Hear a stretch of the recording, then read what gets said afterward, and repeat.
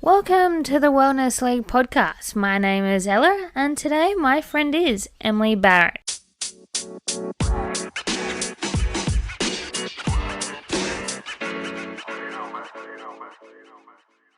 Emily is such a great triathlete, a pretty well-rounded woman when it comes to studying lots of different topics. So, shall we dive in? Who are you? Oh, all right. Well, I'm Emily Barrett from Queensland, Australia, but now living in cold Adelaide, as you can see today. I just almost about to start speech pathology, and I compete in triathlons. Well, Yeah. what a life. Yeah. So, what's your earliest memory of being fit? So I was thinking about this before, and It's this such is a deep question that It I ask is. everybody that it's stuck now. yeah. And I just love to hear where everybody started. Yeah, because I was just like, I don't know if I'm being truthful. I don't know if I've ever felt fit. Okay. You know, like Yep. I feel like I've felt fitter Mhm. and I've felt less fit. Mm-hmm. But I'm like, when can I pinpoint when I've actually felt fit? Or like your earliest memory of like playing sport, or Yeah, that's yeah. where I'm kind of intending that. Yeah, so I reckon, so the memory I can remember of like most feeling myself being like, okay, I feel like, I can do sport right now, Yeah. is probably when I was in grade 10 at school. Mhm. So I always previously did like netball, and then I transitioned to rowing, and then I did like a little bit of dabbling of running here and there when my family moved up north Queensland to Bundaberg. Yep. And there was this run going on in the town, and it was a 5K or a 10K. And Dad's like, we should do the 10K. And my dad's a bit of a fitness fanatic. Mhm. So I'm like, all right, like we never ran 10K before. Let's give this a go. Yeah. So I'm there and we begin, and I get to about the 5 or 6K mark, and I was like, Dad, why did you make me do this? I was like, this is like terrible. And yeah, Dad was so patient through that. He's like, come on, Em, like just keep on pushing. And then ended up like getting to that finish line and ended up like doing really well, ended up placing and getting first and like Wow. getting a bit of cash, which honestly was a big game changer for me, because I was Yeah. like, oh my gosh, like never had this before, So I think Dad really helped me push myself along that line, and then like go, like that was the beginning of like the the fitness train. Yeah, nice. And then so moving on, was that the start of like your running career then?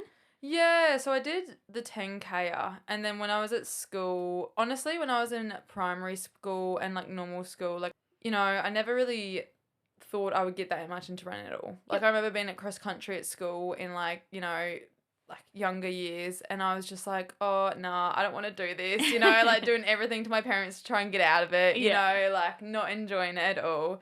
And then, yeah, like Dad sort of like kind of backed off from work a little bit, and he kind of introduced me to his like fitness world a little bit, because he was a really big like weightlifter, and he loved cycling. Yep.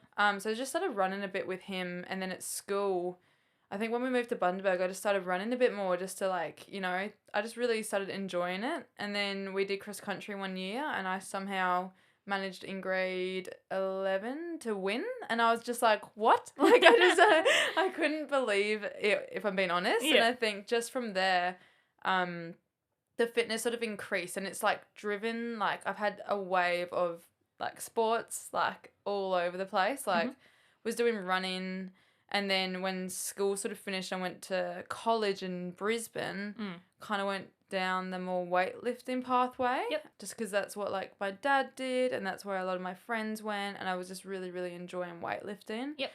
Did you go as far as the CrossFit kind of way, or did you just stay with the Olympic lifting? Just stayed with like the powerlifting sort of stuff. Honestly, that's so smart. Yeah. Because the rest of CrossFit's crap. Yeah.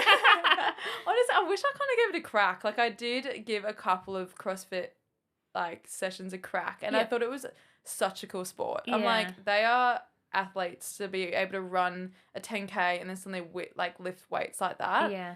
But I think just poor student Emily was like, I can't afford the like Yeah. CrossFit gym. So I was like, okay, well, how are we going to make this work? And I was just going to the university gym and doing like a lot of powerlifting. How strong did you get with that? Like, do you remember? Oh, deadlift was always my best. Yeah. So I think I got up to like 140, I think, for nice. deadlift. Yeah.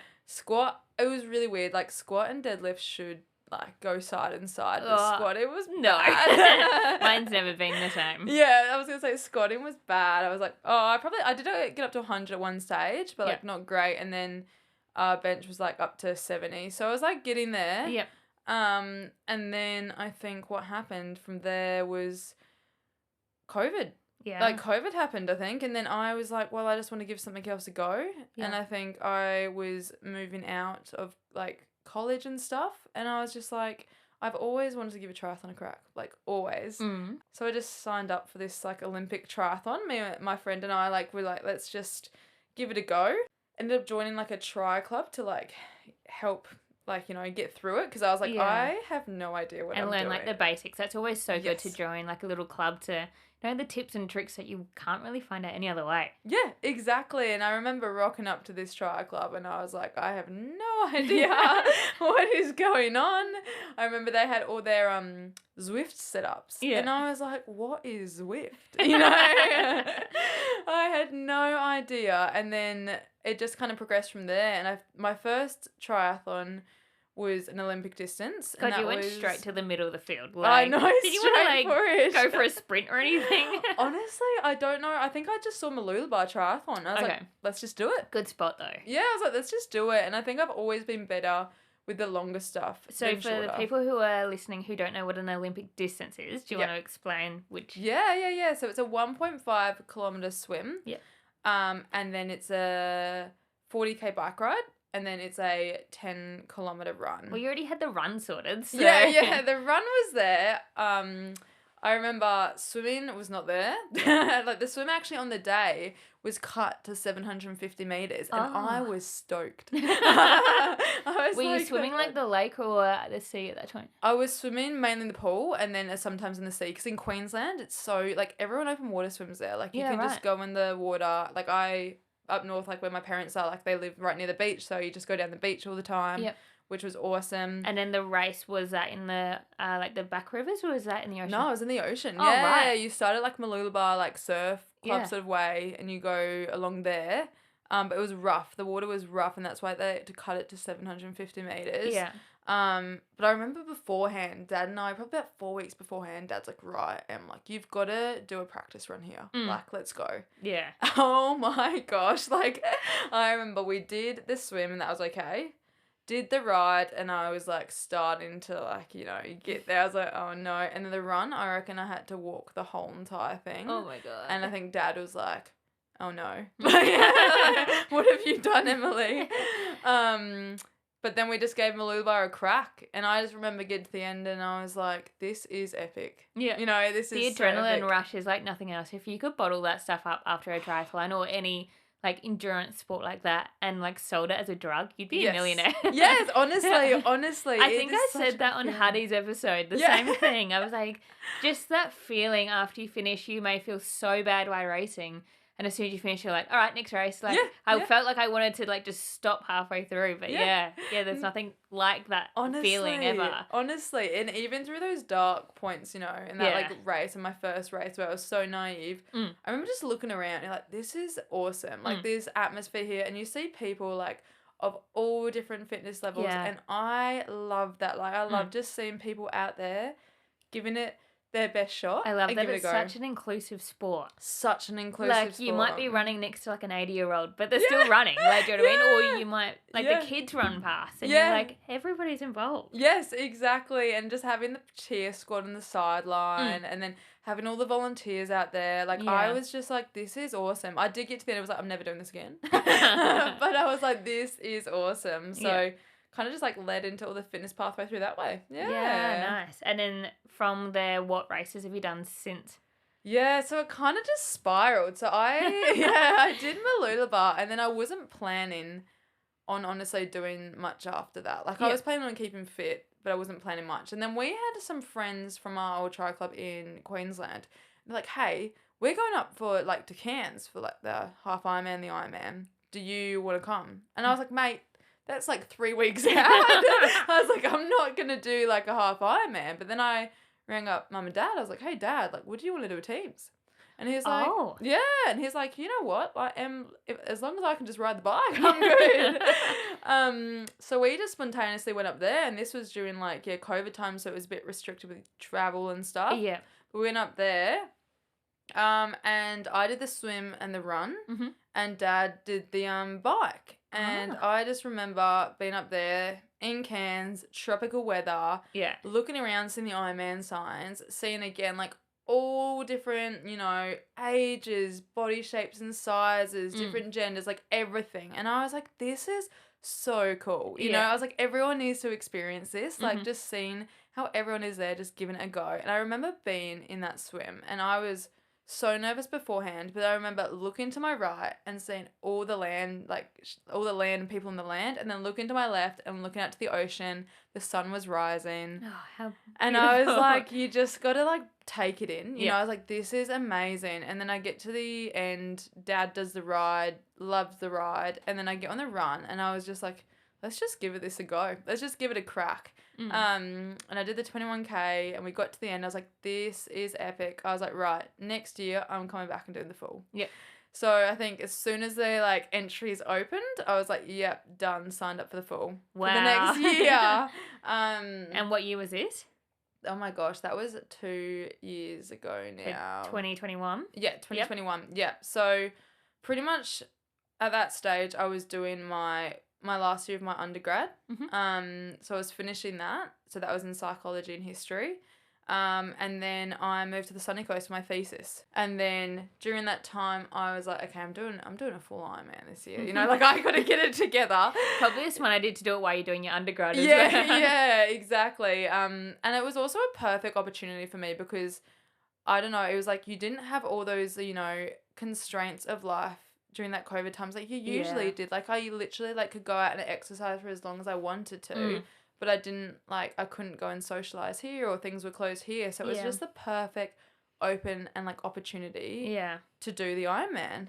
So I joined a tri club in the Sunny Coast, Sunshine Coast Tri Academy. Yep. And got coached by Toby Coote, and still am. And he's like amazing. Like he's like my counselor and my coach. Yeah. And I remember joining the club up there, and I just remember I rocked up for that first swim squad. Oh my God. I remember I was just like, what am I doing? I remember getting to the end, and Toby said to me, this is the first moment he also like had ever coached me. And he's like, Emily, this is one of our easy sets. And I was just there, and I was like puffing, and I honestly don't think I went back to a squad. I got coached still, but didn't go back to a squad for like 2 months after that, because I was like, right, I got some work to do. But we just kept plodding along. I went home to Bundy a lot because again COVID, so I was like doing my thesis at Sunny Coast. Went home to Bundy, and Dad was like my main training partner. Like he was amazing because he actually, to support me, signed up for the half Ironman, which was really cool. And then I actually met my partner Liam as well through triathlon. Yeah, so he was in a different state, but every time we saw each other, we were like trained together. And then I did Moreton Bay Triathlon. That was a classic distance for like a warm-up before it. So that was really love that distance. It's a 2K swim, 60K bike ride, and a 15K run. Is that what they call like a PTO race now? Is that kind of... Yeah, it's like similar to that distance. And I love that distance. I was like, this is such a great in-between. Your sweet spot. Yeah. I was like, this is... And then I ended up doing that race. And I remember swim felt great. Bike felt great. And I got to the run, and I saw in the distance someone I knew. And then the competitiveness like took over, and I was like, right, I've got to send this. So I just started running faster and faster. And then I remember I overtook this person, and I was like, oh my God, now I have to keep this up, And I remember running past Liam, my partner. I was like, I went too hard too soon. But got to the end. If that's not famous words of a triathlete, I don't know what is. Yeah, honestly. And then I got to the end, and I ended up like placing first, and I was like, oh, okay, like this is great news. This is positive leading up to the Ironman. And then like 3.5 weeks later, I did the Ironman. So really kind of full sent it right into there. Yeah. And then after the Ironman, probably like took a bit of time off just because I think, honestly, I thought it took mentally out of me way more than I expected. Yeah, you can't really train for that mental side either. No, I honestly, it was a big learning curve actually, because you finish it and like everyone would say this for big races, but like you get in this little spot where you're like, what do I do now? Because it was so life consuming. And you don't realize how life consuming it is because you're so tunnel vision. Yeah. You know, you're so tunnel vision in this one direction, and like you've like surrounded yourself by people who are like all doing the same thing. Yeah. And then so I'm like, oh, how do I like socialize normally again? You know, like what do you mean we're catching up without doing a bike ride? You know, like so that was really interesting. Back to the race. How'd you go in the Ironman? I did do well. I ended up coming 5th, I think, in my age group. Yep. And the swim was epic. How'd you go with the heat? Well, I guess you were already training in Queensland, so you were halfway there with the heat kind of stuff, but going extra up north, how'd you go? I love the heat. So I don't do well in cold races. Right. But then the heat races I seem to just thrive off. Mm-hmm. I remember the bike ride. I don't know what happened because previously beforehand I'd done a 180k bike ride just to make sure I could do it, and I bonked so hard and mentally I found it so tough. So I was like, okay, this will be interesting. And in the race, I just put my head down and I was just loving it. Like I was just loving being there, being around people. Yeah. And I think I was just letting myself get distracted a little bit by like, you know, enjoying. I'm like, when else is this highway closed off? You know, when else am I riding along the coast with no cars going past me? Yeah. You know, there was one point which I was like, this is disgusting though, because someone in front of me went to do a snot rocket, but it flew back onto me because of the wind. And I was just mortified. I was like, get me off this bike. But I just also like, I didn't stop. I just sort of like, I'm just going to keep going. And I knew at the end, my mum and my dad were there supporting, and my brother actually came to surprise me, which was so cute. gorgeous. Yeah. So I got off the bike and they all there, and I knew they were there, and that's what was keeping me going. I was like, yep, okay, like I know they're there, and I know when I'm on that run is laps, so I know I can see them. Honey said exactly the same thing at all of his big races, how having that support crew around is so helpful. I reckon it's one of the most important things for me. Like, I reckon having that support there and, like, knowing that I've sacrificed, but also they've sacrificed so much. To be there for you. To be there, exactly. And they're supporting, and they're out there for a big day too. And so by the time you got onto the run, your dad had already finished? Dad had finished, yep. He, crazy man, he had actually got a stress fracture a few days beforehand. And he still committed, and he still just walked the whole entire thing, the whole entire run. So he committed. But he was there in the sideline. He had a big, massive microphone.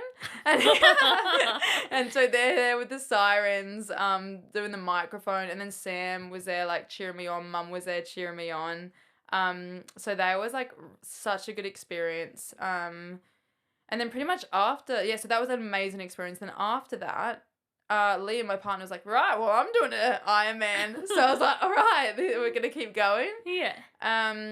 So then after that, I took a bit of time off, and then I got back on program. I'm a big advocate for just personally, like, I need time off. Yes. Because if I just continuously keep pushing through more and more, like, it almost pushes me away from the sport. Okay. So, like, in that time off, did you just keep moving in, like, a gentle kind of way, though? Just, like, no structure. So if I wake up in the day and I'm like, I want to go for a little ride today, I'll go for a ride. Or if I want to wake up and go for a little swim, I'll go for a swim. But if I don't want to, I don't have to. Okay, like that. Yeah, and I just feel like I don't, like, keeping generally fit, but, like, I don't have to have, you know, put all my mental capacity into it, and just, like, take the opportunity to, like, catch up with friends again. Yep. You know, go out and, like, spend the whole day at the beach rather than, like, you know, riding around and all that sort of stuff. Just to have that mental break for me is, like, super important after any race. Yeah. I find it really hard to back it up, but then I feel like when I'm ready to, like, go back onto it again. Yep. So Liam signed up for the Ironman in Cairns, and then we both moved to Adelaide. Okay. Yeah, and then so pretty much from there it just started again. And then we signed up for some of the races here. So we did Murray Man. Yeah. So he did the half and I did the Olympic. And I think that was a massive turning point for me actually, because I pushed really deep for that race and I ended up winning that race. And I think that was like a massive game changer for me to see how deep I could push, because I sort of did the swim. And that was like 2023, yeah? Or was it? 2022. Okay, yep. So then, like, I really pushed deep for that race. I remember on the bike, I remember someone telling me, just send it like you're not going to run. So I was like, I've never raced like that before. You know, I've always held myself back a little bit. So I was like, let's just send it. Like, let's just send this bike. Yeah. So I did. And then we got into the run. And then someone made this comment. And they said, oh, that's right, the commentator. So I didn't realise I was in a good position at all. I was just doing my own race. And I was just there for a good time. And then the commentator said, oh, Emily Barrett, like, second girl running. Like, will she catch up to first? And I was like, all right. Game on, buddy. Game is on. So I was like, okay. So I just sort of like picked up the pace, picked the person that I had to overtake. I was like, Emily, you just got to hold this. You just got to hold this. You just got to hold this. Yeah. And I managed to, and I got over that finish line, and I was like, that was really amazing for me, because one, that was the first race I'd never had my family there, and I was like, I didn't know how I'd go without not having that support there. Yeah, of course. And then two, just digging that deep and see how much I could like push on the run. But man, you see those finish line photos and my face is not in a good state. Oh my God, I will be posting that, don't you worry. It is honestly such a bad state. But that's the best part. Like, that photo at the end really shows how much effort and pain and everything you put into that race. Oh, 100%. What bike were you riding as well? I was riding my Canyon TT, so I got my Canyon TT right before my Ironman. Yeah, fancy. It was on a massive special, and I was like, I'm doing an Ironman, let's treat myself, Yeah, let's go for it. But yeah, Liam and I, unfortunately, we've got way too many bikes. Is that a problem? Like, yeah, I think it is, honestly. You can have more of other crap things. Yeah, that is true. We just got so many bikes, but I mean, we use them, so it's okay. Yeah.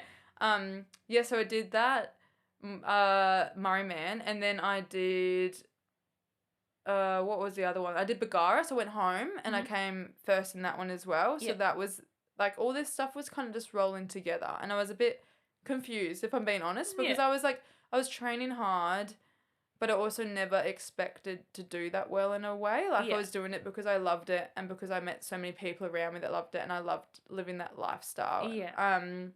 So I went home and did that race, which is awesome. And I think a big thing that actually helped as well was that Liam was in Ironman training.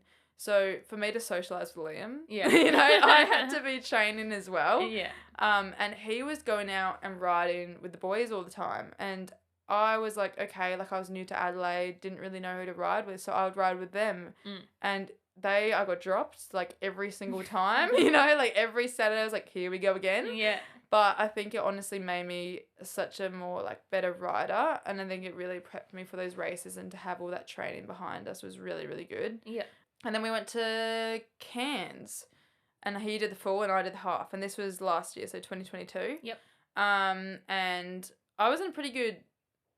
I would say I was pretty fit at that stage. Like, I was doing really well. Like, I had a really good consistent base. And I think for me, like, consistency is... Like, I think for triathlon, like, consistency is key. Yeah. Like, that routine, like, is so essential. Like, if I can wake up, early, get my training in, go to bed early, like, I just feel really good and feel like I'm ready to, like, chase the day. Yeah. And, like, races are like that too, right? Like, you get up early, you go to bed early, like, for the races and stuff. So I just, like, was simulating everything. And I went along and I was there, and then ended up doing a really, really good race. Like, my swim had improved a lot. I biked really well, and my run was just, like, way better than I've done previously. And then I ended up placing third at the Ironman 7.3. Wow. So that was an awesome... I wasn't expecting that either. I remember, like, seeing the results. I was like, no, like, refreshed it again and again. I was like, I don't believe this. But that was an awesome experience for me, because that was sort of like, as well, like, okay, like, Emily, like, you're doing pretty well at this, like, you're doing okay at this, like, this is I was really shocked by it as well, and I just loved the whole experience of being up there. And then again, Dad came up and did the 70.3, so he was racing with me. And Did you win? Did you beat your dad? Yes, I beat my dad. Honestly, I think he's just, like, he's a bit sour about it all the time, but he always looks at the little bike stuff. Do you ever say to him, like, you are that fit and good because of him? Yeah. Oh, 100%. Like, I honestly give all my fitness credit to like, I think he was the one who, like, started it all. And, like, I think I've met so many people through it now, but I wouldn't have been able to do it without his, like, initial support and initial start. And, like, he was there every, like, you know, bike ride where I chucked a tantrum. He was the one there, and he was like, all right, we need to give you some OJ. We need to give you some gels. Like, he was the one that was there. And also, like, my mum sacrificed so much during those periods as well, because I was back home in Queensland, and mum would be there, and she would, you know, we did a massive ride from Bundaberg to Agnes, and that was like 120k, I think. And mum would be there driving as support, and then she'd like pull over and like, you know, meet us up the road to give us like, you know, Smarties or whatever we needed. Oh, that's the best. Yeah, and then she would drive us home, and then mum would like, you know, drive me to the pool, and she was just like so supportive as well. And like I was coming home as well from Adelaide for weekends. She would like know I'd be training, and she would still support me so much. Did you have a bike in each state so you could Oh, train? it's a bit embarrassing. Yeah. I've got a little roadie back at home, because I'm like, well, what, like when we go home, we loved all to ride together. Yeah. So got a bike back at home, but my dad's the worst. He's got like a bike in England, and my mum's family's in England, so he's got like a bike there. Yeah. He left a bike with us here in Adelaide. So when he comes to Adelaide, he's got a bike in Brisbane for when he visits Brisbane. And I'm like, mate, you're gonna have like He's bikes sorted. around. Yeah. But He could honestly start like a worldwide bike hire service. Yeah. Honestly, I was like, you should move over here and just like hire out all your bikes. You've got more bikes than a bike shop does.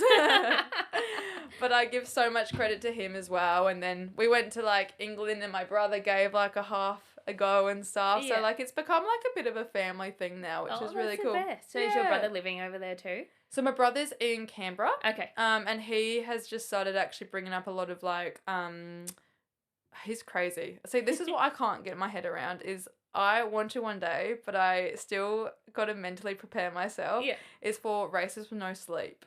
So he will do like 500k bike rides for races, and where you like, you know, you just send it for as long as you can, pull over when you're tired, sleep for 1 to 2 hours, you know, and then keep going. Or like he just recently 2 weekends ago did a 24-hour bike ride. I know, and I'm just like, that's delusional. crazy. Yeah. I'm like, I can't like get my head around that quite yet. Like I've done this year, I actually did a ultra marathon, which was 55-kilometer run. Ooh, which one did you do? I did the Monado one. I can remember you saying about this. Yeah, so it was like all around. It was really cool. It was around the like zoo. Yeah. And then you go out to the trails, and that was awesome. But I got to sleep at the end, so I was happy. But my brother, I was like, I don't know how you do it. Did you stay at the zoo after? No, we just did it for a day. But it would have been cool. It would have been really cool to go to the zoo. Like, it was pretty cool. Like, you're running past, and you look to your right, and there's, like, hippos and stuff. And Are then these on, there's, like, the back roads through the zoo? Yeah, like, all on the trails. Yeah. When I was in, maybe, like, year 9 or 10, we did, like, a school sleepover there. No way. And there was this one point where they, like, I can't remember what it was about, but it was, like, they dropped us off every 200 metres, like, a person, and then drove another person. I love And that. they literally left us for an hour to, like, think about life, and then they'd come and pick us up. But it was, I reckon it was on the same back roads. Probably was. And it was really pretty out there. Yeah, it's really, it feels like you're in a nature park. Yeah, like, it's really cool. And the gravel and stuff, you're like, this is awesome. Yeah. But that was a really cool, like, they do a 10K as well. So they do a 10K, 55K. I think that's the only distances. But I would recommend it. It was a really cool event for people. Yeah. But I did learn during that a lot. Like, I've never been, touch wood, why I'm now, but, like, I've never been injured before. And, like, I did, like, a lot of consistent, like, you know, big races leading previously. But I did this run. And I think this year, I've just been, like, it's been a big year. You know, I was not training very consistently with, like, study. And I was like, I'm going to do this ultra. And I was just running, and I realized how my body, I love running. Like, out of the 3 of them, like, running's my one that I can just go out the door and just run. I love, like, mental capacity. Like, I can go for a 2K run or a 20K run, and I feel like I get that buzz afterwards. You know, you just feel good when you've gone for a run. I don't run, but I get that after a swim. Yeah, exactly. It doesn't matter how far you go, how long you go. You just feel good about yourself when you've done it. Yeah. But I was just running, and I think I've never been a high volume athlete. Like, I've always not dealt well with, like, a really high volume. I think more like quality sessions and, like, rest periods are good for me. And I was just running up to this one, and I was just getting, like, feeling worse and worse, to be honest with you, just running. Yeah. And I feel like when I was running, I wasn't rebounding back, like I usually do. Okay. Yeah, like riding, I feel like I can go out for a 100k ride and then I'll be tired, but the next day I'll wake up and be like, oh, I can still go out and ride again, or I can go out and swim again. Do you feel like the difference between, so like training for triathlon, because you got those 3 different sports, but for the run you're just running, do you reckon Yes. that was what your body was Yeah. not, like, I don't know how to say it, but like not reacting well to Yes. just the running? 100%. Because we had this conversation with Huddy and he said the exact same thing when he was going for his ultra. His body was actually in its worst shape, and if he was going to do it again, he's like, I need to keep swimming and riding just to keep going. 100% agree. Like that, I honestly, I just realized how much my body didn't cope with it, and like I did get an injury from it, and I've never been injured before, and I really think interesting. Yeah, and I think I didn't feel as fit. I didn't feel as round and fit. I was not going to the gym, and I usually, like previously to this year, I was always going to the gym with my training, and I feel like I've realized how important that is as well. That like strength behind you. So important. Like, and also like preventative and like for your future. And I think, I don't know, like it's really taught me a lot about that. And like, for example, Liam, like my partner, like he can go out and he can do really high volume. And he can just go for it, and he can like run and run, like lean up to his cans, like he ran and ran and ran. And I just can't. Like, I just can't back it up, and my body just doesn't feel as bouncy, and it just doesn't feel as good. Yep. But if I give myself those breaks, and, like, if I chuck in just a small 4 or 5 kilometre run just for absolute enjoyment in the week, my other runs in the week are so much better. Yep. Because I just don't have any expectations on that run, and this is just completely for me. Yeah. But, yeah, I find that, like, riding and swimming, honestly, like, helped me. I would, if I was to go back and do it again, 100% I would still incorporate those other things. And would you get some strength in there by doing a couple of gym sessions as well? Yep, 100%. Yeah, that's what I really enjoy about my training. I never have turned off the gym side of it too. Like, even if it is just like 2 days, an upper and a lower day, I always find it's nice to be able to kind of add to your swimming or add to your run and biking by keeping like your quads and your back and shoulders really still strong. Yes, I reckon it's so important. And if this like I've just had like a little knee injury recently from the ultra, and just going back to the gym, and I feel so much better already, and I just feel like I'm a better all-rounded athlete when I go to the gym, and I feel like I feel stronger, I feel better on the bike, I'm getting more stretching in, because when I go to the gym I like make that active effort to stretch. Well, if I'm at home, I'm like, oh, I should stretch, but I just don't. Like it's just not, like I need to get in that routine, and when I go to the gym I am in that routine. Yeah, like my ideal year of training is like keep your cardio and stuff leading up, so probably like 3 months before the season starts, summer, and then a couple of months after, and then winter I literally cut everything other than swimming, and I just get really strong. Yeah. And then that kind of helps, kind of, then you translates. can get, literally, because I feel like your bike and stuff isn't that hard to lose, but if you're strong, it's easier to get back. Yes. And the same with everything else, whereas you swim, if you lose that, it's gone. No, it's so true. And I think swimming is also a great one, because you can go and swim 5-6 days a week, and you can bounce back like that. You don't get injured, like, well, hopefully you don't get injured.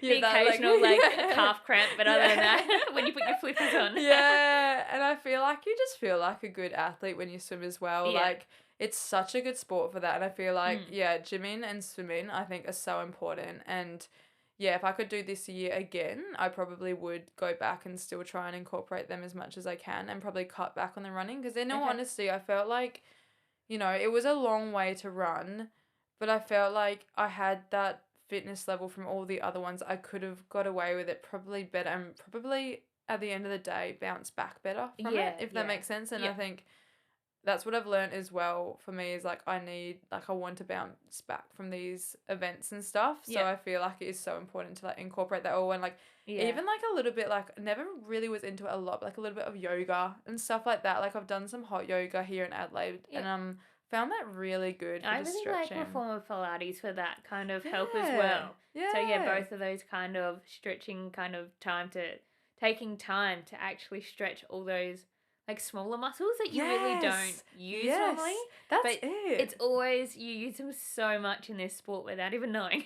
Honestly, it's those small muscles that you don't even think about. Like, I remember when I had this like knee injury, I remember like my coach sending me these like exercises and I was like, what are these? You know, like, what is going on here? Yeah. And then there's all these tiny muscles that you don't even realize, and they're so important at the end of the day. And that like little mobility work and stretching work, and like it doesn't feel The time like on the tennis ball, the yes, or on the roller. yeah. And I realized like when I started doing these exercises again, I was like, my balance is out the roof. Like, you know, I'll do, you know, one-legged squats or like do one-legged like straight leg deadlifts, and I'm like all over the place, like wobbling. I'm like, and then just seeing the consistency, how much it's built, and I feel like you feel so much better when you have done those gym exercises. So 100% agree. Even if it's just like your single-legged leg extensions and stuff, like that's so simple, but it's so effective. Yeah, exactly. I honestly would advocate for everyone that like, again, it's not for everyone, but I really advocate that the gym is so important, and it's crazy. Like, you know, initially you might not see the initial like straight away reward from it, but long term, so much better. And also long term, if you can prevent those future injuries, that's what you want, you know? Like the prehab, so you don't have to do the rehab. Yes, exactly. And like, like injuries suck. You know, at the end of the day, they suck. Like this knee injury, like I have got very frustrated through it, and like it's prevented me from doing what I love doing. Yeah. And like I am getting back there now, which is really, really awesome and really good to see. But still, like, just to ride that wave of emotion, I feel like it's what, like, you know, keeps me going. And I feel like if I can like prevent that in the future, like I'll do anything that I can. Yeah, we were talking about with Paige on episode 19 of the last season, because we were talking about like ACL injuries and stuff. Yes. And she said the similar thing to you. It's so important to do that prehab to help the rehab later. Yep. But also the part of like how hard it is to stop when you are so fit.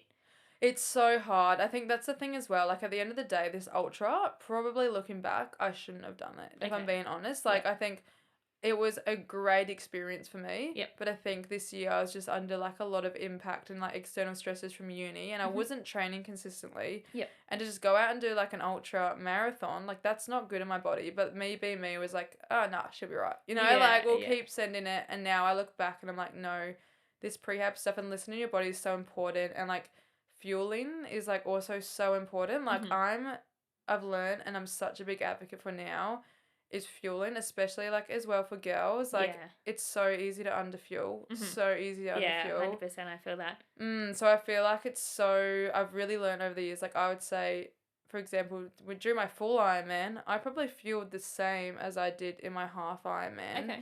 And I think that's just because I learned so much more about fueling through that transition. And I honestly think that's why one of the contributors I say is why I progressed and like did come third at the half Ironman, is because my fueling was just so much more intact, and I was eating so much more, and I was feeling so much better. But it's so much more of the right thing.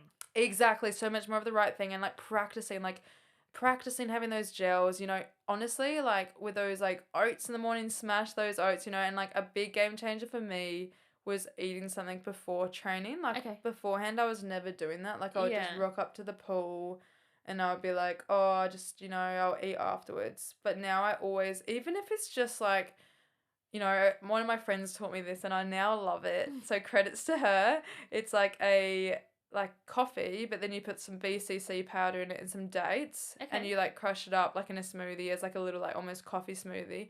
And I just have that in the car on the way to training. And I honestly, my training has been so much better ever since. I think I need to try this. Yeah, honestly, it tastes really good, and it's also like I just could not believe the change in my swims and the change in my training. Is that why you're so fast? No, honestly, it was actually like it's crazy how much it changes. And like as soon as I finish a big ride, like, you know, go in the house, make sure like I have something straight away, have a smoothie or like a protein shake or something. Yeah. Have a shower and then have something again. And I feel like at the time I felt like I was like, oh my gosh, I'm eating so much. But it was working. Yeah. You know, it was working. So I was like, oh, I'm such a big advocate for like nutrition and for like fueling your body. And everyone's different. So you got to figure out what works for you. You know, like some people don't do well with gels, and then some people work really well with like just normal food. And then other way around, you know, some people don't deal well with having food like when they're running and stuff. So you just got to figure out what works for you. Yeah. Oh, I love that. All right. Since you mentioned your uni degrees a few times, let's have a chat. Yeah. So Let's talk about all of them. Okay. So in celebration of just finishing your final one, which we'll talk about. Thank you. What happened? Where did we start? Yeah. So I started with my undergrad at University of Queensland in psychology, ancient history, and archaeology. Okay, that's very weird. Different. How? Yeah. What? It's a very weird combo. So I think I finished school and I was like, I don't really know what I want to do. What year did you finish school? 2015. Oh, same. Yeah. So I was like, I don't really know what I want to do, in all honesty. And I knew I wanted to go to university, knew I wanted to like accomplish stuff. I was like, I don't know. And then in all honesty, I just had a lot of friends coming to me for feedback all the time. So I was like, okay, maybe psych.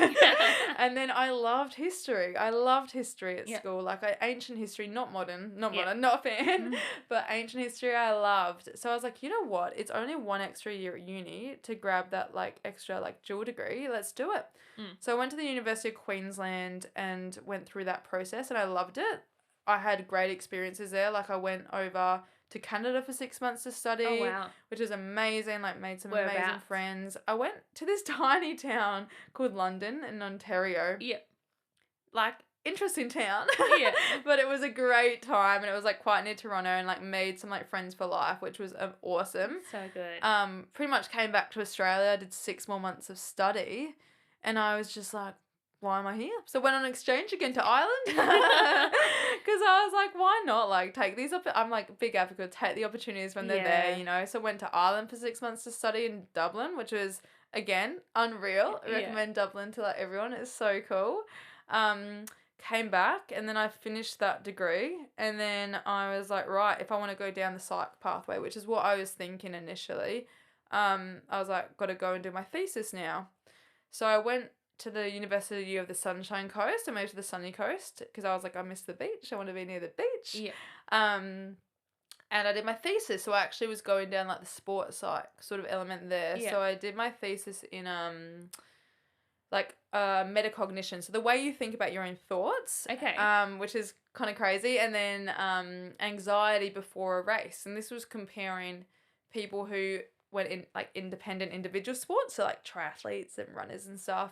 Yep. People in team sports, so like football players, netball players, and then online gamers. Okay. Yeah, and we looked at the differences to see like who prior to a race or an event, I should say, had the most like anxiety, etc. Yeah, so pretty interesting. It actually came out to be online gamers. Okay. Yeah, and then individual sports and then team sports. And I think that, again, came out because, like, online gamers, like, if you're gaming and stuff, right, like, you're by yourself and you have a lot more time to ruminate and think about your own thoughts. Mm-hmm.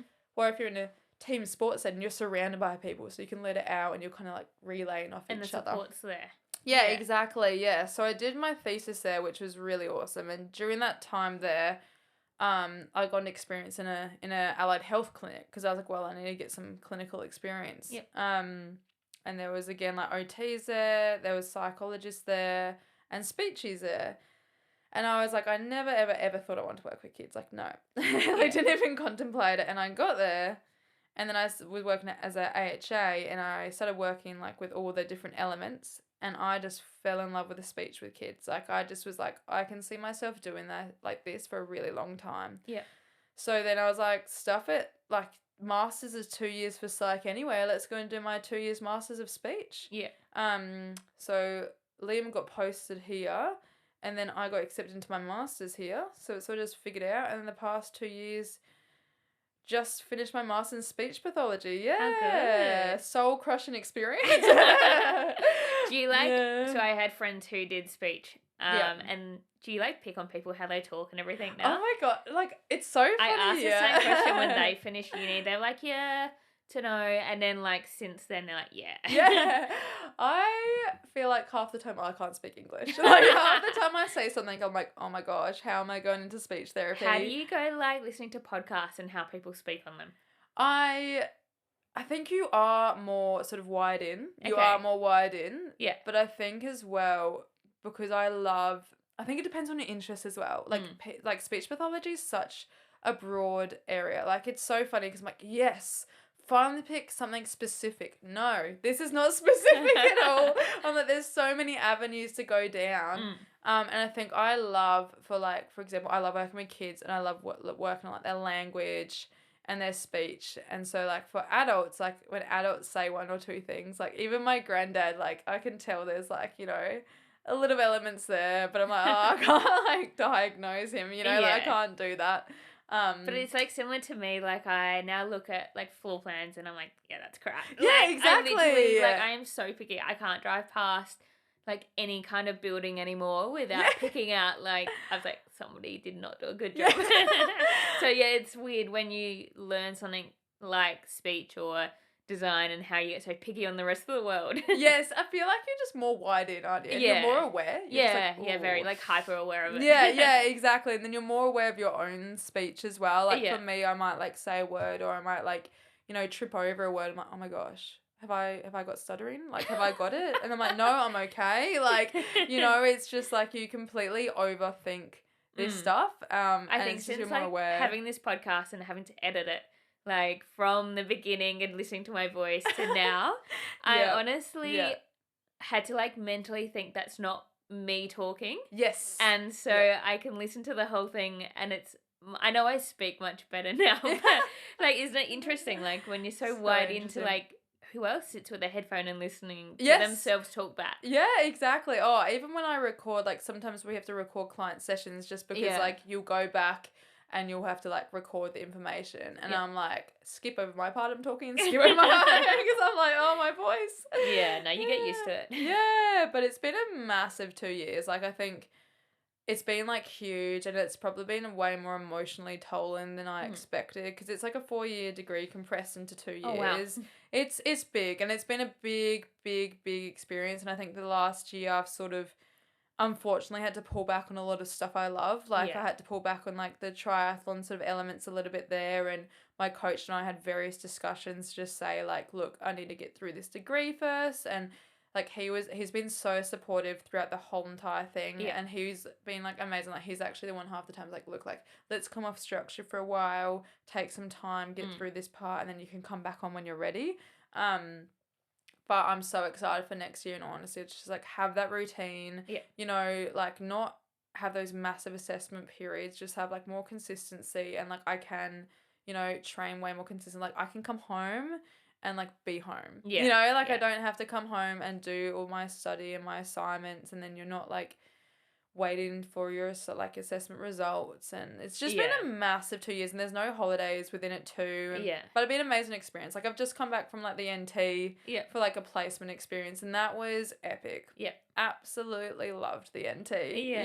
So was it like a very different experience to your placements in Adelaide? So different. So different. I think I have loved the metro placements, but I think you're out there in this remote community, and it's small. Like it is tiny out there, you know. So like everything. How many people? Yeah. Oh, I don't even know, but there's a big RAF base out there, so there's quite a few. But it was out in Catherine. But it was just a beautiful experience, like working out there. So that explained all the sandwiches on this side of like the cliff.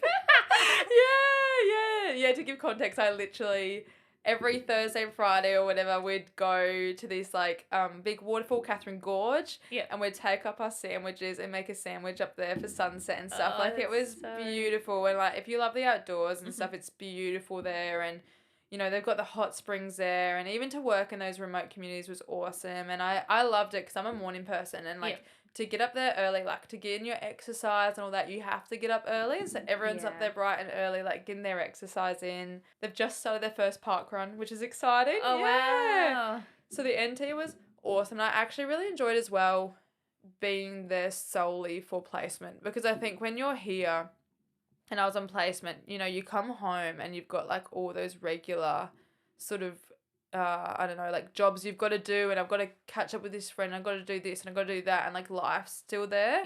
Well, when you're up there, you're like, I'm here for placement. You know, I'm here for nothing else except for that. So I just got in a really good routine, and I really, really enjoyed it. So and how long were you there for? Was it a while? 9 weeks. 9 weeks. Wow. But it was pretty brutal. Like we came back on Sunday, then Tuesday our final exam, and then Friday final assessment. So it was a bit of a slamming last week, but we had grab ball last night, so we're there. Yeah. So going back to your thesis on like the anxiety pre-race, what's your tips, and what did you learn that could help somebody who is like an athlete or wanting to be an athlete before a race? Yes. So I feel like I will give you the research point of view because I'm actually terrible at it myself. I actually I find before a race I actually get like really, I've got better. I've got way better. I think the more races I've done I got better, but I do like that day before I get really like angsty about stuff and I'm like, oh gosh, like overthinking. But the main thing is that I think we found in our research is that you are completely in control of your own thoughts. Okay. So you are in control of everything that comes into your head and your own thoughts. And like sometimes thinking about your own thoughts isn't the greatest thing. So for example, like rumination. So like you just keep overthinking the same thing again and again and again and again. Yeah. And a lot of the time, if you are, you know, a lot of people can get in that cycle and you need to snap out of it because if you keep thinking of that thought again and again and again and again, you're going to start performing that way, you know? But if you snap out of that and start twisting that and knowing that you have the capability to change that mindset, no one else, just you, then you are able to change that mindset into something else and something more positive. How do you change it? So it's like over like self-control. So it's practice pretty much, and it's practice. So for example, say before a race, I'm thinking, I don't know if I can get through this swim. I don't know if I can get through this swim. That water's really choppy. That water's super choppy. How am I going to get through this swim? The only person who is thinking that is myself. And at the end of the day, every single other person in that race is going through that same swim, that same chop. Yep. So what can I do to change that? Yeah. So I've got to take that element where I either change it and I'm either like, okay, well, you know what, Emily, you have practiced. You have practiced in the open water and you've made that like element that I know in Queensland, even with my coach, whenever the water's choppy, you're still in there because you're practicing that choppiness so you can simulate the race. Or you might be like, you know what, let's get to that first buoy. Let's get to that first buoy in that swim, put our head up, and then we'll see where we're at. And you just got to completely change your mindset and know that you have the capability to do that. And it's hard to do that. And no matter what I say, you know, there's not just one single tip to it. It's just continuation over a long period of time for you to be like, oh, what am I thinking? Control that thought and change that thought. So that means you are taking control over that thought. Yeah. Because otherwise it just keeps on continuously ruminating. And then again, you've got like your own individual things as well that you've got to do. But the main thing is, like you have control over that thought. No one else has control over that thought. Yeah.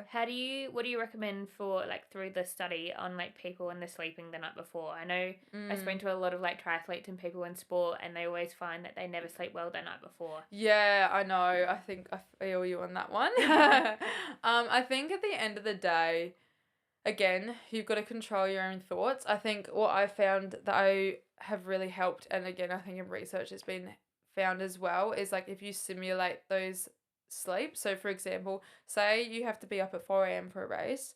I know like a couple of days beforehand, I'll go to bed really early and I'll wake up at that time. So like I'm already in that body clock sort of mindset and my body's ready to be in that clock. And I think at the end of the day as well, you have done every single thing you can do to be there. There's nothing you can change overnight. You know, there's nothing you can change overnight except for your own thoughts about that race and taking control about those own thoughts and changing that into a positive image. Because if you have a negative image going into that race, more than likely it will stay and you'll negatively find it hard in that race. If you switch that to a positive image in that race, you're probably going to perform more down that positive image way. So in that visualization, still visualizing the race before you get there, but try and think it in the best possible way. Exactly. And then also having like that plan and that image in your head. So like rather than going and being like a bit fuzzled, you have that image in your head. So like, okay, I am going in the water, I'm doing 10 hard, and then I'm smoothing it out. And then I'm doing bilateral breathing. Sweet. Go into transition, what's the first thing I do? Wetsuit off, and then visualize it. Like I visualize it in my head when I'm in transition. I'm like, wetsuit off, then I put this on, helmet on, bike out, take a gel.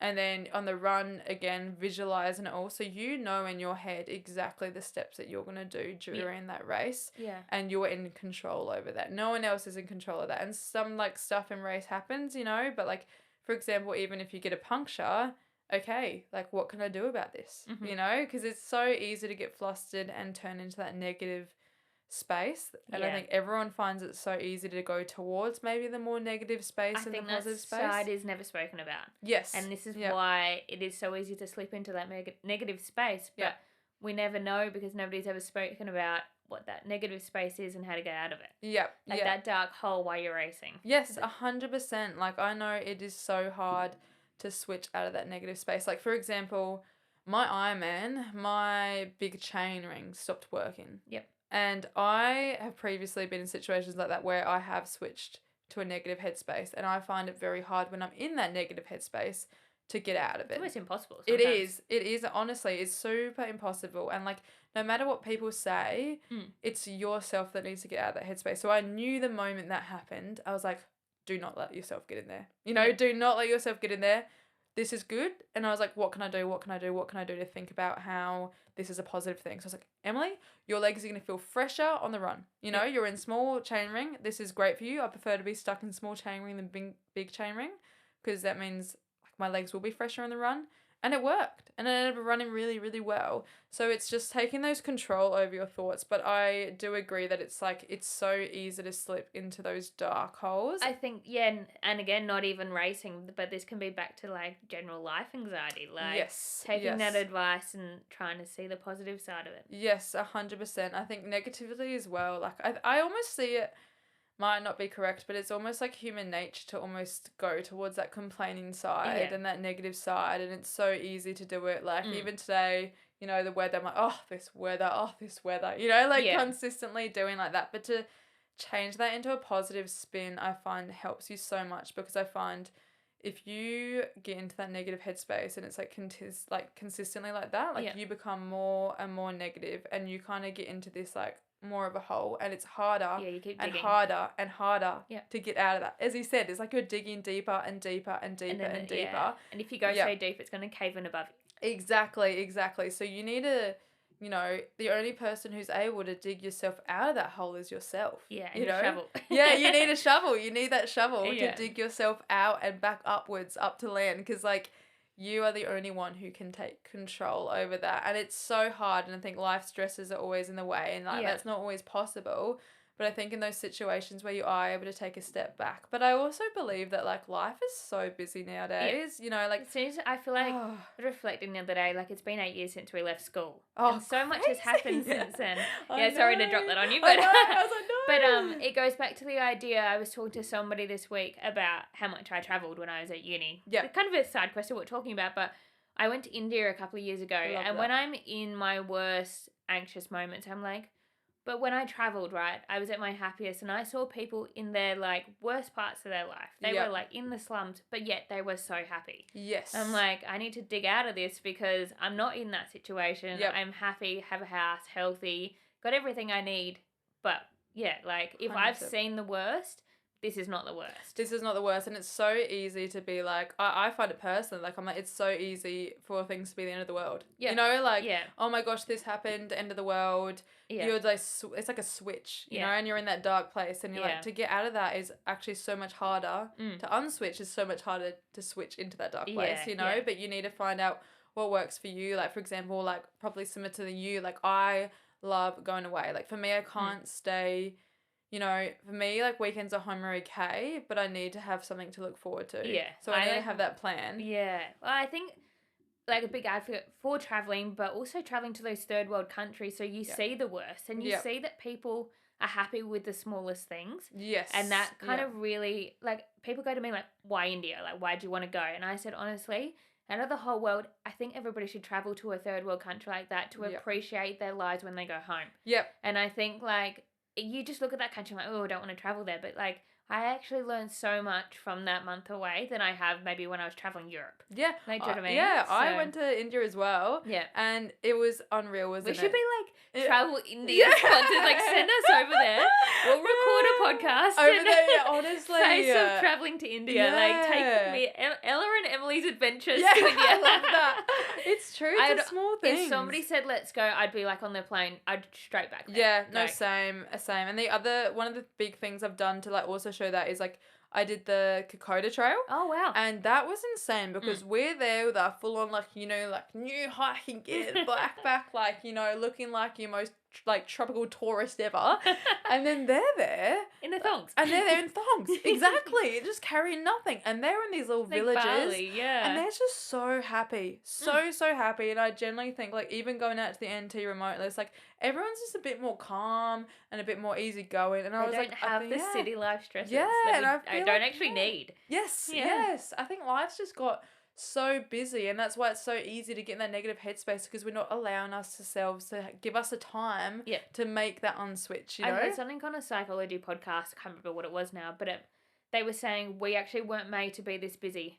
Like, our minds and our bodies weren't physically ever created to handle the stresses of life that we deal with. I 100% agree. Like, honestly. we weren't meant to deal with, like, a cost of living crisis, and we weren't meant to deal with all this stuff and, like, heavy working full time. And, do you know what I mean? Like, the cavemen didn't deal with that. Yeah. And so we've never been programmed to deal with things like COVID or natural disaster. And so it is hard for us because we were never meant to deal with it. Yes. And so because we were never meant to deal with it, nobody knows what to do.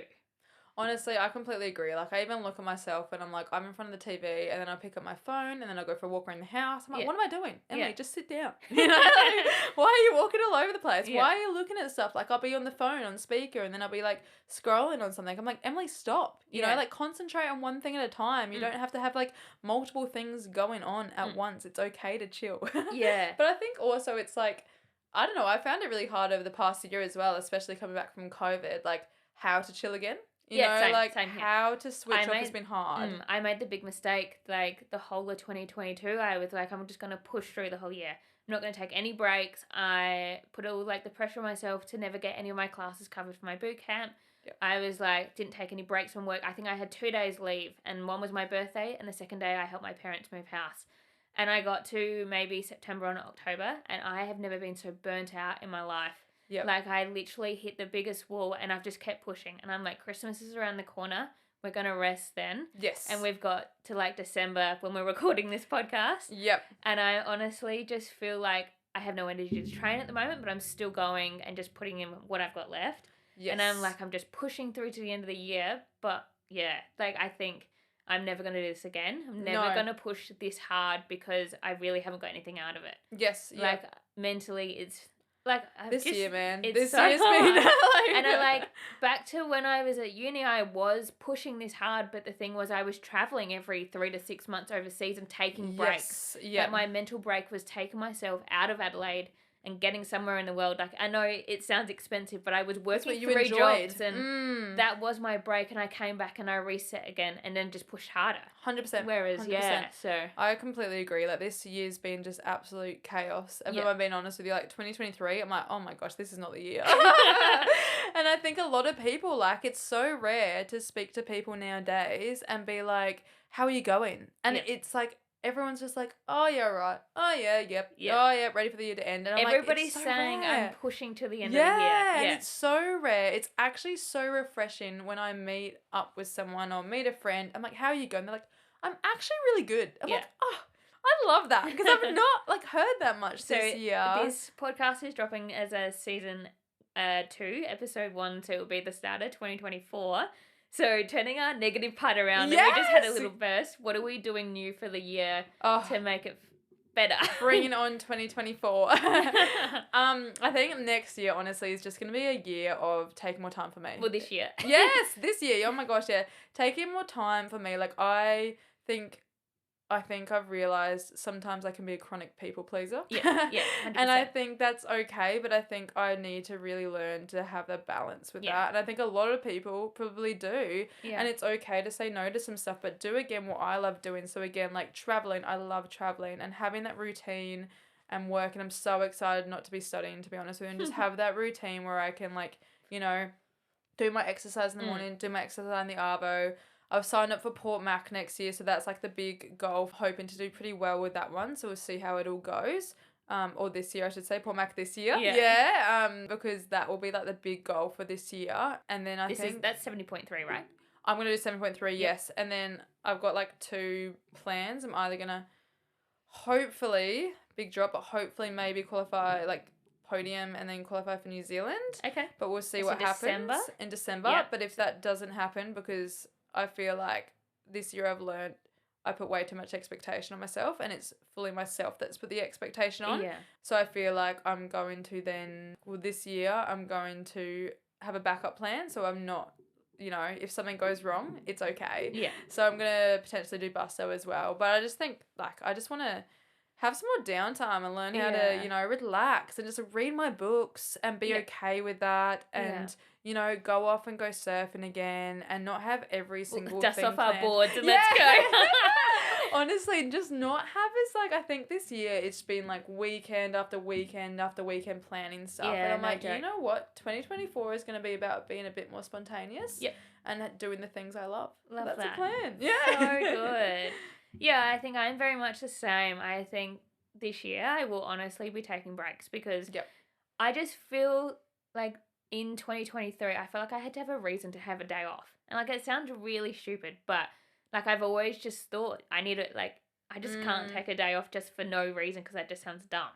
So I think, to take more frequent breaks, even if it is like a Friday or a Monday, just to have an extra long weekend. Yeah. And maybe even like a week in the middle of the year just to stop and reset so that you don't get to, say, like September, October, and then everything just breaks down. Yeah, I feel like we just went from this really quiet period where you were fine and, like, we were just starting to get in our groove on how to living like that. Yeah. And then next minute, full send. You know, like the next minute before you know it, bam, doing this, doing that. The thought is, like, that we've had maybe 2.5, 3 years of nothing. Like, we had to cut everything away, restart because of COVID happened. And then we got to 2023 and we're like, well, we've got to make up for 3 years that nothing happened. Exactly. I think that's what everybody, had found kind of in that time. So 2024... we're going back to a normal rate. We've made up our time. And I think also just, like, reading more how you feel, hey. Like, I feel like there's been so many times this year where, like, I feel like my social battery has, like, gone down compared to what it was previously before COVID. And I think, like, I probably, like, just tried to push that a lot in 2023. And I think 2024 is about, like, nope, like, socialize when you're happy. And then when you don't feel like it, you don't have to. Yeah. Because then you're not going to burn out. You know? You don't have to. Yeah. Learning how to say no, but in a polite way. Yeah. Sorry, see you next week. Yeah, fair enough. All right. Name a sliding door moment in your life so far. So a point where you've had to turn left or right, and it's been a pivotal decision in changing your life. This is a really big question. Not sorry. Really big question. I think there's multiple, like, mini sliding doors. For me, I would say probably one of the biggest sliding doors for myself. Yeah. In terms of me just kind of growing my independence is probably just going to Canada for exchange. Like, I think mum and dad, like, we always moved around a lot when I was younger, and travelled a lot. Was it for a parent's job or? Yeah, for dad's job. Yeah, so we always moved around, like, every 2 or 3 years kind of thing. But then I think this was the first point probably where I was doing it solely for me, and I was like, let's just go and do this. And I really was so happy and just, like, found some amazing friends and found, like, really enjoyed that moment. So that was a massive one. And I also think just biting the bullet and sign up for the Ironman. Like, if it taught me anything, sometimes you just gotta bite that bullet. Yeah. Honestly, like, don't overthink it. Yeah. Honestly, because it's so easy to be like, no, can't do this or can't do this or can't do this. No, snap out of it. You know, like, you can do that. If you want to, it's solely up to you. 2024. If you want to. Yeah. Snap your shit out of it. Honestly, I'm just like, it's solely up to you if you want to be doing that or not. No one else. I never feel obliged to have to do it. But if you want to do it, go for it. You know, like, I wouldn't say that I was fit leading up to that. No way. You just got to bite the bullet and, like, get that consistency in. And I think there's never a good time to do anything. So I think these moments also taught me there's never a good time. You just got to do it. Yeah. You know, just got to bite that bullet. Yeah, that's so good. What are you consuming at the moment, as in podcasts, TV shows, books? Oh, Your podcast, of Oh, course. everybody says that. Like, thanks, but stuff. like, I know. Yeah. I was saying to a friend the other day, I was like, I just can't get my head around I'm making this podcast and I'm loving doing it. I still can't get my head around that people listen and actually it's such a enjoy it. weird- I love Like, them. so many people message me, like, saying, this is great, you made me laugh so much. I And I'm love like, that. thanks, but I just can't get it in my head that that's what's Take happening. it as a compliment, mate. Like, I'm looking at the numbers and seeing that people are listening every week. Like, I don't know who's still listening. Yeah, but, yeah. like, I just know it's such an interesting concept. But Like, podcasts are going off. Yeah. Like, honestly, like, podcasts are going off. I honestly, if you'd asked me maybe a couple of years ago that I'd be running this, but I honestly, now saying it, I wish I started earlier. Like, I really wish I started this back maybe when I was in uni. I know I didn't have the time, but I mean, like, I just enjoy making this so much, and I think it's the positive change that you're giving somebody's day is insane. Yes, and I think that is the main thing why you're probably like, your podcasts are going so well is because you love it. Like, you can tell when someone loves it or not, you know? So you can tell when you're enjoying it and you're laughing and this and that, and that's what, for me, like, I don't want to listen to podcasts when they're sad and boring. Yeah. I had my Christmas work party, obviously, in December, and no joke, somehow it came up in conversation that all the guys at work were like, how's your podcast going? You talk about it all the time. Oh. I was like, I actually don't, but I know you're all stalking my Instagram page, so... I can see you. I can watch it.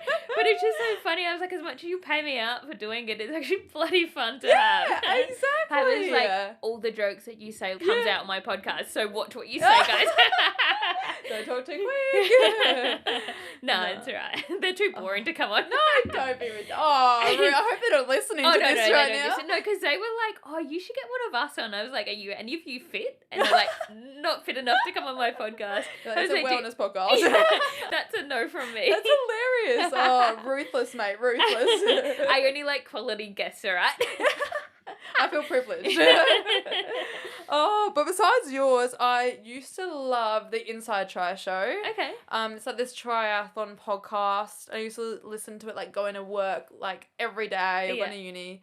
But she's just stopped hers, which are really sad, but they're really awesome. Yeah. And then I don't know what's going on in 2023, but I just haven't been into music this year. Really? Yeah, which is like really unusual because usually I'm like, yes, like let's go, like love a good music concert, like love music, but I just feel like, I don't know, I just haven't been listening to it as much. Yeah. Like, what would your Spotify rap look like? Oh, no, Please, don't. go on. No, it's so embarrassing. Really? Because I'm just like, I would think I'm more into like the more indie sort of music, like. And who was your number one? Oh, no. Go on. I'm not proud of it. Go on. It's Taylor Swift. And I would not say like I wouldn't say, in all honesty, I'm a big Taylor Swift fan. I don't know. My mum's just got on the Taylor Swift fan, and I'm like, Mum, seriously? It's so, I usually listen to like, you know, like the Royal Otis I love, Foster the People I love. Like a big like Triple J kind of thing. Yeah, like I love Triple J. And then I think there was just 2 songs. No, I went to one of my friend's spin classes because she was running spin classes. Yeah. And it was Taylor Swift theme. And I was like, I don't know any Taylor Swift music. Like, I don't know what's going on. And then there was these 2 songs and we just like were doing spin class to it and it just went off. And I was like, all right, this is a jam. So I think I started listening to these 2 songs every time I was driving to training. Yeah. And then somehow it ended up being like my top songs. And I was like, no, this is so embarrassing. I'm very glad she's nowhere near my top 10. I actually don't listen to her at all. No, I honestly have not listened to it since this year. And I still... Ever since I saw that Unwrapped, I literally culled it. I was like, this is really embarrassing. I was like, not happening anymore. I was actually pretty proud of mine. Rufus the Soul came Love in Rufus. again at number 1 in mine. It's like the 4th or 5th year in a row. That is impressive, Yeah, mate. like- Not getting sick of the songs. Oh, I'm honestly obsessed because I have this playlist on my Spotify of everything they've made from start to like as current as whatever they drop, but then there's all the remixes in there too. So no matter what, I've got like Good a time. wide range Yeah. of and there's like a Rufus for everything. I do love Rufus. I know. That's why I was shocked by. I think that showed me how much little like I've been listening to music this year, because I was like, this is not right. Like this is not my usual music at all, a music type. So I was like, Nah, something's gone on here. So, and what your favourite TV show as well? TV show. Oh, I'm a big British TV show fan. Yeah, so am I. I know. I God, I just finished Welcome to Wrexham. I haven't watched that one. So good. Is it good? Okay, maybe I have to watch it. And hopefully, I think season 3 is coming out soon. Oh, So that is my favourite. I'll have to watch it. Honestly, I'm more of a movie person than TV show. I can't sit still for long enough. Really? I would say I know it's an old school, but I like been watching Spooks a lot lately. Oh yeah, yeah. Never seen it. It's like pretty old school, but like it's pretty good. Like yeah, pretty intense. So I feel like I can concentrate on it for like the 40 minutes, and then I'm done, which is really good. Yeah. And then I'm waiting for the new Witcher to come out. I'm a big Witcher fan. yeah. And who are you following on social media? Who's your favourite person to have a stalk of? I do, a lot of it is triathletes, to be honest with you. I do love Katrina Matthews. Yep. Like I think she's just like really raw and down to earth, and I really enjoy seeing like, I don't know, I really enjoy podcasts and also like social media where you're not seeing the highlight every day. Yeah. You know, you're seeing every single side to them. I do appreciate that. Yeah, because like you can watch all the, like, I don't know, I watch like the YouTube videos and I think like they're amazing, I want to do this, and you're like, wait a second, like in real life that music's not going on, and you know this is not going on, they're breathing heavily, you know, like, so just having that raw emotion I think I really do appreciate as well. And just, I also do like, I actually think Lucy Charles Barkley does her social media amazingly. If I'm being honest with you, I think she does really well. I love her YouTube videos. Her YouTube videos are so good, and I think she's actually really like, she's just got such a round experience and really good footage, and I think they're just really good to watch. So yeah. Her videos around just before Kona and then after Kona, insane. Yeah, I completely agree. And even like through her whole injury, she was just so positive and she was doing everything she can do. And you can just tell I was surprised that she was so open about her injury leading up to the race, knowing that the competitors were probably watching. Yeah, actually, that's so true. If I was her, I know that she is very open, but I would have released those after the race. Yes. Because I wouldn't want my competition to know that I was struggling. Actually, I agree with that. Even with my knee injury at the moment, it's like I'm kind of keeping it under the radar. And that's just for me, because it's just like I don't want everyone in the world to know, because I want to get back to training soon. So it was pretty impressive how open she was about it. I completely agree. Which, like, I love that she was. But yeah, just being in such a world championship level, especially going to Kona. Yeah, and she's like, she's phenomenal. Like, you know, she's deserved that first place. Like, she works, like, you know, just, like, don't even obviously know her. Can't wait to see where she goes in the next couple of years of sport. Yes, honestly, she is meant to be an athlete. Like, she's just meant to be out there. Yeah. And she looks like she has such an amazing, like, support system around her, and, like, how cool is it that her sister does all the videography and stuff? Oh, really? I didn't even know that. It's her sister that does all the video, and I'm like, that's sick. Her sponsors and her setup is insane. Yes, it's insane. And being on the Red Bull kind of like bandwagon, that would open up so much. Oh, honestly, you would, I think sponsorship is key for some of these people, hey? Like, who, I don't even know, like, in triathlon, you don't really make a lot, so I think sponsorship, you need it. You need it. And, like, unless you're winning those big races every year. Yes, exactly. And I think in triathlon, you never know what's going to happen. Like, what happens if you get injured? And it's such an expensive sport too. Such an expensive sport. Don't even get me started. No, we're not going to start today, because we could honestly talk about that for another hour.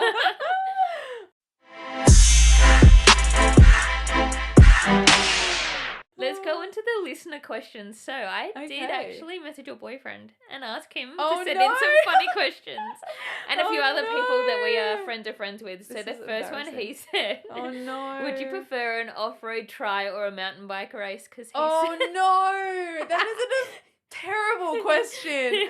Well, you can blame him. This is terrible. To give it context. My family love, like, gravel bike riding and mountain bike riding. Yeah, he does too, was right. Oh, yeah, he loves it. And then this year we did the Mawson Trail, which is like a 900-kilometre gravel bike from the Flinders Ranges to Adelaide. Wow.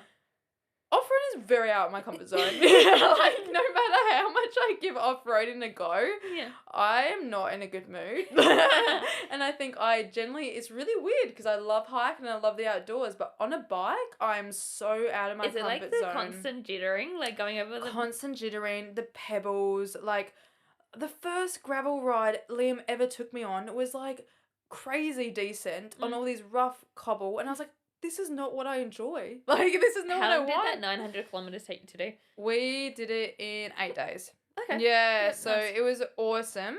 But I think I've got to go with that question.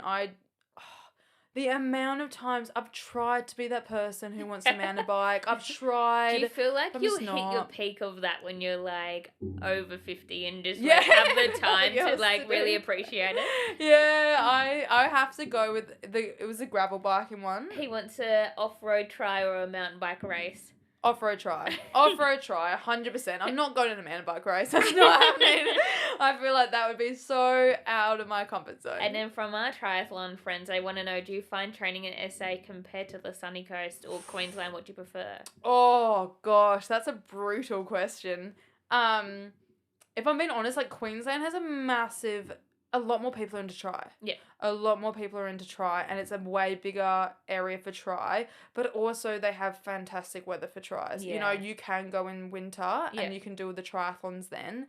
But then in SA, I kind of like it because it's close-knit as well. Yep. It's very niche sport here. It is a very niche sport. Like, you go to the race and everyone, you know everyone there. Yeah. Or not everyone, but like a lot of people you know there. Yeah. So then, that's a hard one. I must admit, though, I do probably miss the Queensland training. The other thing is, if you train in SA, you have to heat train to go and compete in Queensland. You do have to heat train. In Queensland, you don't have to do that. Yes, exactly right. And I think SA is building, and I think SA is building for triathlon, but I think it's still very small. I think there's no major races here, which doesn't help. I actually completely agree with that. Yeah. I think for, like, say, Olympic distance, There's one. there's Two? one. One, yeah. Yeah, one or two. No, one. And I was like, I've tried sprint. Like, yeah, I did my one last year and I did well, but did I enjoy it? No. Like, my one is a beautiful, beautiful location. Yeah. Amazing setup for the triathlon, but sprint distance No, is it's a just horrible like, setup. oh. That hill at the start of the bike Yeah, and the run hill. is bloody terrible. So no, it's a shit setup. Oh, I just the sprint distance, I'm just not good at the heart rate up. Like, I'm just like, this is freak out mode right now. This is chaotic. By the time you had your anxiety attack, you're done. Yeah, honestly. And I feel like in Queensland as well, there's not like a massive off season because there's races all year round. So you have a lot more choice. And at SA, I think it will get It's very there. limited from, like, Very say, limited. your start of November to March. That's why very I limited. was like cardio then Yes, strength winter. 100%. Very limited. I think bike riding here, amazing. Trail running here, amazing. Swimming, I do not understand. Average. I do not understand. This is just something I personally find. It's just coming from Queensland. People don't really swim in the ocean here. Yeah. And I don't really understand it. It's because, like, most of the city is away from the ocean. Do you know what I mean? So, like, say 3/4 of Adelaide isn't close to a beach. Yeah. Whereas okay. Queensland, you all live along the beach. Yeah, I just feel like in Queensland, I used to open water swim all the time. Like, that's what we would do. Yeah.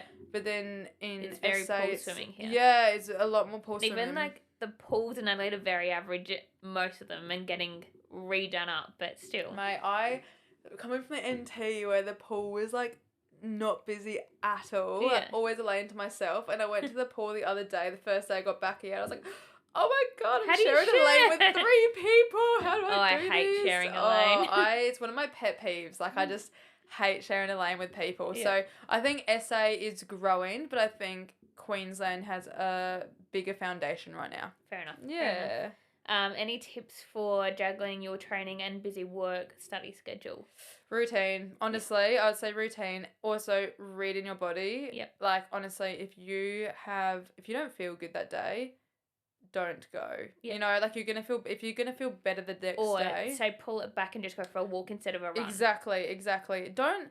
And when you're tired, it's a balance, because when you're tired, you can go and be like, you can get in a consistent mindset. I'm too tired. No, sometimes when you go training, give it a go, because you might actually feel better once you've done it. Yeah. But when your body's really telling you to have a break, that is okay. Yeah. You know, that is okay. So I think it's that routine, having that consistency, and again, having those, like, quality sessions over the quantity. Just personally, I find that they do really well for me, and I feel like I feel really fit when I get them in.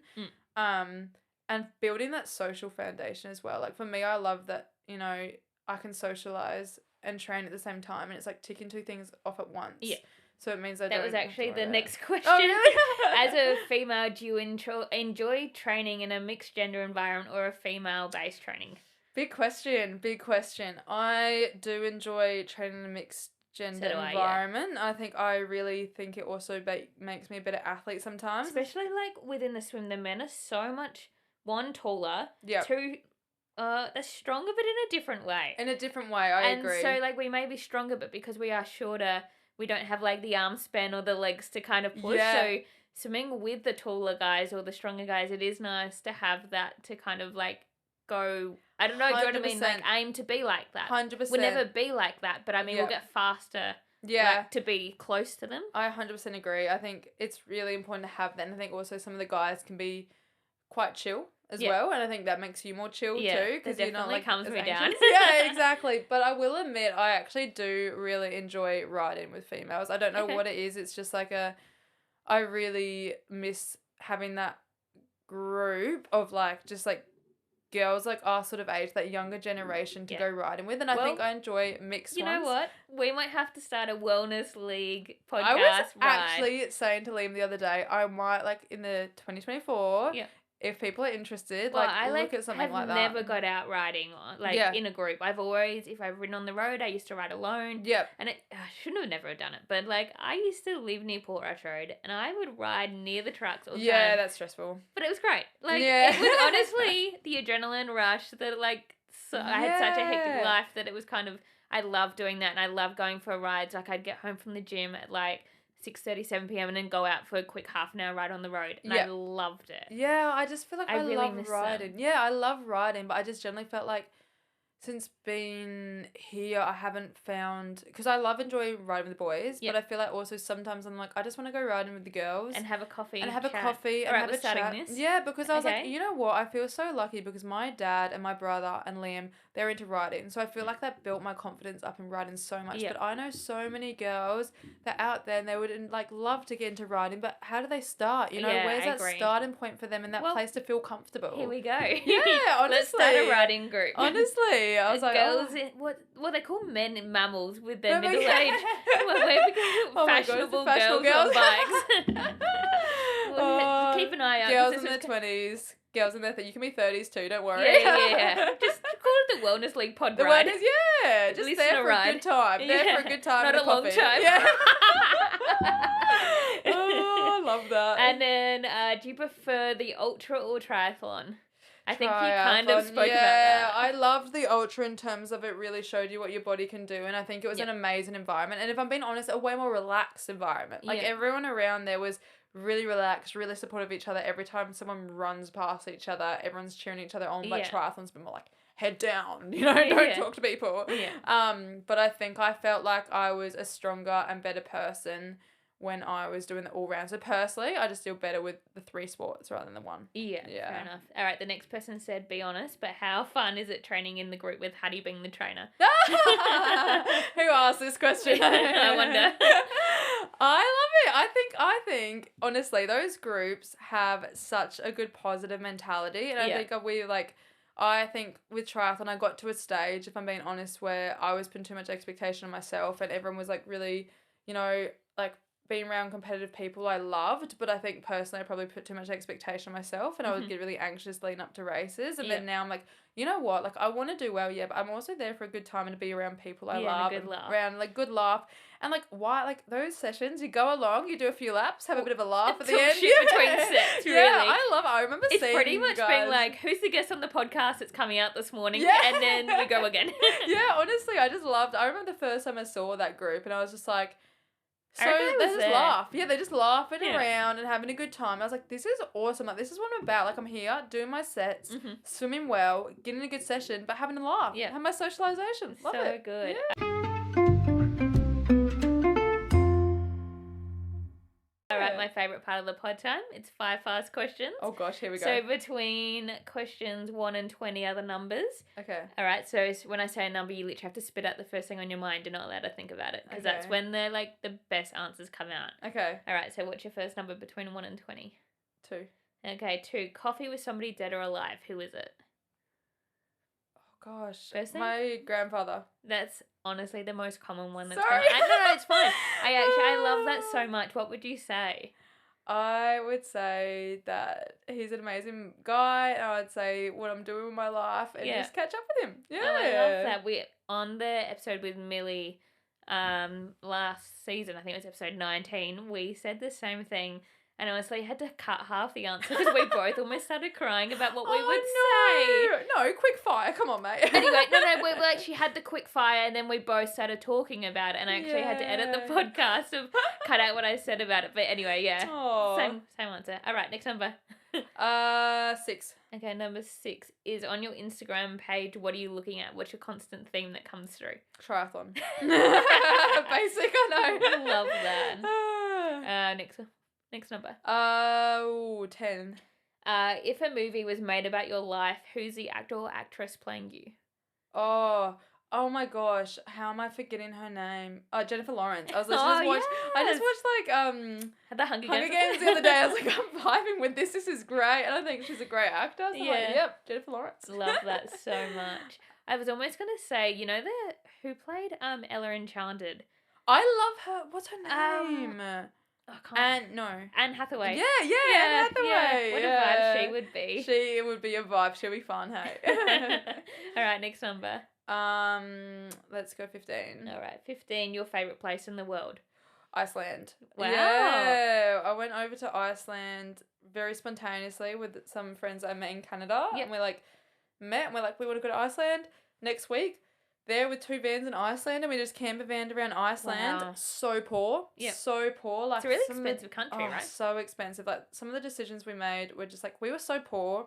We would go into a hostel, take the free food, and then we couldn't afford to stay at the hostel. So we'd drive onto a free car park and have the free food somewhere else. But they're some of the best memories sometimes. Honestly, like, I was so poor. But that place, recommended to everyone. Like, if you want to go to a place that's just so different to everyone else, like, it feels like you're on Mars. It's amazing. All right, last one. Let's go number 4. Okay, number 4. Something that you look forward to in the future. I'm about to the overland track. So quickly jump in here to say, when Emily went to Tassie, she actually got engaged. So congratulations to Emily and Liam. All right, let's get back to the pod. With Liam, yes, we're about to, on Friday, go and do the overland track. So 4-day hike over in Tasmania. So you will have already done that. Yeah, oh my gosh, we would have already done that. Yeah. When this comes out. What's something like big that you look forward to in the future? Big that I look forward to in the future. Honestly, sounds weird, but career progression. Yeah, like, right. I feel like I've taken such a long time to get to where I finally want to be in terms of my career and my degree, and I'm so excited to just finally start, like, being in that work environment, being, like, networking and, like, really increasing that career. I've got no idea where I'll end up, no idea, but I'm excited for that. Oh, that's so good. Well, thank you so much for coming on today. No, thank you so much. And I'll tag your Instagram and stuff so everybody can look at your sounds good. your triathloning, and they can be full of that on that feed too. Yeah, no, thank you so much, and hopefully we have a great 2024. Yeah, here's to a big one. and less busy than 2023, but full of more adventures. More snapping out of it, guys. Love that. Thank you. What an amazing athlete Emily is, trying to juggle everything while studying many different courses, but her way of looking at the mindfulness and coming into a race and, you know, how to really get your brain into gear so you do have a successful race is quite interesting. She is quite the woman when it comes to triathlon, and it'll be interesting to see where she goes in her career in speech pathology and also her races into 2024. So thank you for returning for season 2. We've got some big episodes coming this season, so stick around and listen every Wednesday to what we have to drop. And if you love this episode as much as I did making it, please share it around on your Instagram or any of your social medias. Don't forget to like, subscribe, and have a wonderful rest of your day. Have the best week, and see you next Wednesday. Bye.